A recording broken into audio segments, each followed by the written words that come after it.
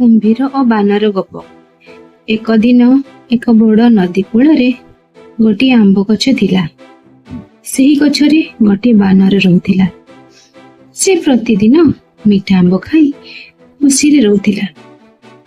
ନଦୀରେ ଗୋଟିଏ କୁମ୍ଭୀର ମଧ୍ୟ ରହୁଥିଲା।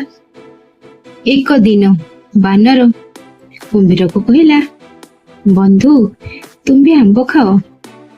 କୁମ୍ଭୀର ଆମ୍ବ ଖାଇ ବହୁତ ଖୁସି ହେଲା। ଦିନକୁ ଦିନ ବାନର ଓ କୁମ୍ଭୀର ଭଲ ବନ୍ଧୁ ହେଲେ। ଏକ ଦିନ କୁମ୍ଭୀର ତାଙ୍କ ଘରକୁ ଆମ୍ବ ନେଇଗଲା। କୁମ୍ଭୀରର ଝିଅ କହିଲା, ବାନର ଯଦି ଏତେ ମିଠା ଆମ୍ବ ଖାଏ ତାହେଲେ ତାର ହୃଦୟ ମଧ୍ୟ ମିଠା ହେବ। ମୁଁ ସେହି ହୃଦୟ ଖାଇବାକୁ ଚାହେଁ। କୁମ୍ଭୀର ଦୁଃଖିତ ହେଲା, କିନ୍ତୁ ସେ ବାନରକୁ ଠକିବାକୁ ଚିନ୍ତା କଲା।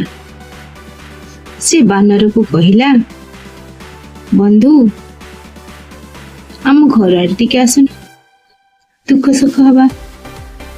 ବାନର କୁମ୍ଭୀରର ପିଠିରେ ବସି ନଦୀ ମଧ୍ୟରେ ଯାଉଥିଲା। ମଧ୍ୟରେ କୁମ୍ଭୀର ସତ୍ୟ କହିଦେଲା। ସେଇ ନଦୀ ମଧ୍ୟରେ କୁମ୍ଭୀର ସତ୍ୟ କହିଦେଲା। କଣ ସତ୍ୟ କହିଲା?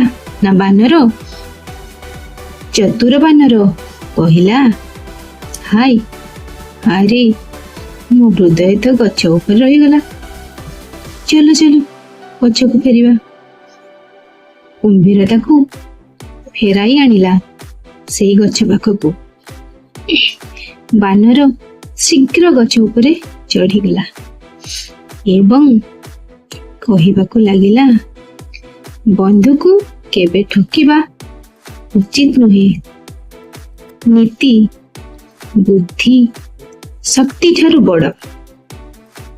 ତେଣୁ ଆମର ପାଖରେ ଯଦି ବୁଦ୍ଧି ଅଛି ତାହେଲେ ଆମେ ଜିତିବା।